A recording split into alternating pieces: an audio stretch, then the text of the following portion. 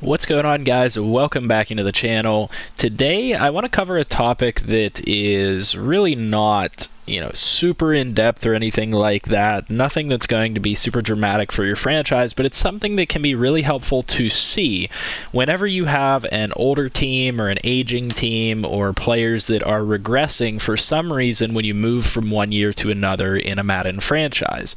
And that is essentially how to view the exact regression of your players and see exactly which stats decreased and how much they decreased in Madden 20 whenever you move from one season to another.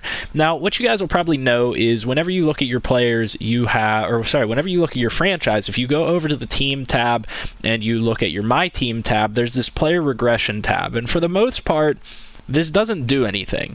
Most of the time when you'll click on it, it'll load here like this for a bit, and then once it eventually loads, you'll see that there is no regression for your players whatsoever whenever you're actually playing. And this is exactly the screen that most of you probably see a majority of the time whenever you're playing a Madden franchise. You don't see any regression. But in order to actually view that regression and in order to actually see what happens with those players and when your players go down, that's going to happen on a year-to-year basis. So whenever I go ahead and sim to the offseason here, what's going to happen is once we tick over to the new season, my older players are going to go down. They're going to regress whenever they hit a certain age, which happens to be 30 years old. They're going to start to go down in terms of overall, and they might go down in terms of overall for other reasons. And so once you tick over to a new season, this becomes a really useful tab for you guys to view this information, and you can see exactly which rating for each particular player is going down on a year-to-year basis. And as you guys can see, I have a lot here, and this can be really useful for you guys to know. Let's say that you have a player that he's older for you and maybe he's a little bit slow, and you can't really stand to have a bigger speed drop off with that player or something like that, or for a particular stat you can't afford for that stat to go down and keep that player around on your team. Let's say we looked at maybe, I don't know, Tyrann Mathieu, for example, and he had a threshold where you needed your safety to have above 85 zone coverage, and now he's down to 85. That could influence you to make a decision one way or another in terms of what to do with that player. Similarly, if you look at a guy like Morris Claiborne, who's an older corner, he'll probably go down in terms of his athletic ability. So you can see that his agility went down to 86, his jumping went down to 84, and you can see exactly what's going on there, and that could help influence whether you're making a decision on a player or not. LeSean McCoy is a great example here. So he had 89 speed. Now he becomes a little bit less usable because you can see he dropped a total of 3 down to 86. Now it's really useful, in my opinion, to be able to see the exact number that each of these ratings is going down on a year-to-year basis. And so this becomes a really useful tab that I don't think a lot of people look at. And the reason that you don't look at this tab a lot is because, for the most part, during the entire season, this tab has no information on it whatsoever. So you've probably gone in here a few times and you're like, well, this tab's useless. Maybe nothing ever even pops up in there. Maybe you made that assumption.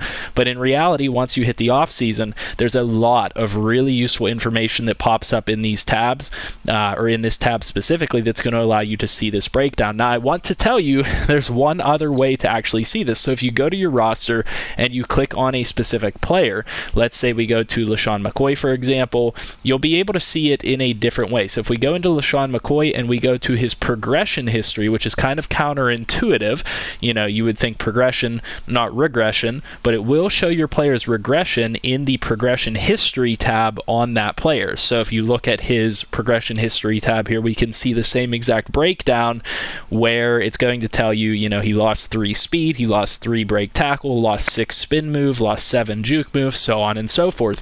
And you can even see on a week-to-week basis what is going on with each specific player from the progression history tab.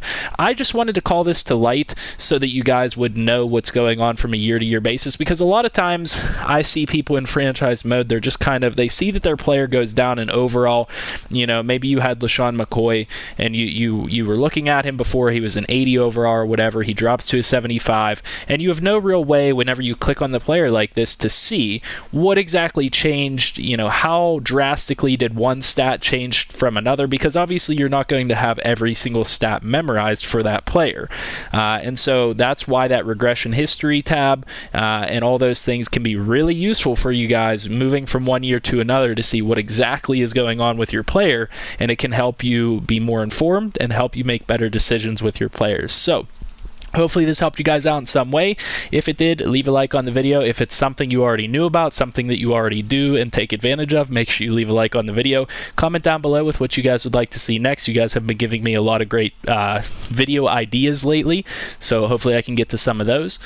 Subscribe to the channel if you're new, and I'll see you guys in the next video. Have a good night.